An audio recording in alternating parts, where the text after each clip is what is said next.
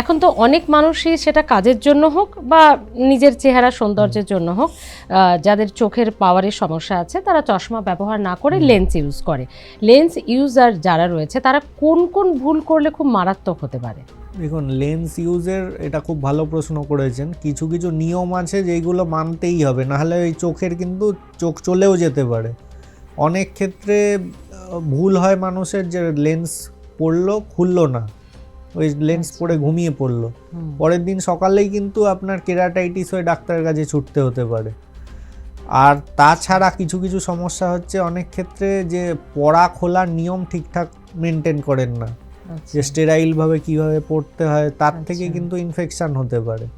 আর অনেকের ক্ষেত্রে দেখা যায় কন্ট্যাক্ট লেন্সটাই একটা ফরেন বডি হিসেবে বডি ট্রিট করছে, তার থেকে কিন্তু ইনফেকশান হচ্ছে। সেই ক্ষেত্রে বলা হয় যে কন্ট্যাক্ট লেন্সটা কিছুদিন উইথড্র করুন, কিছুদিন ছেড়ে চশমা পরে ব্যবহার করে ওইটা দেখে ওষুধ দিয়ে কমার পর আবার কন্ট্যাক্ট লেন্স ব্যবহার করবেন।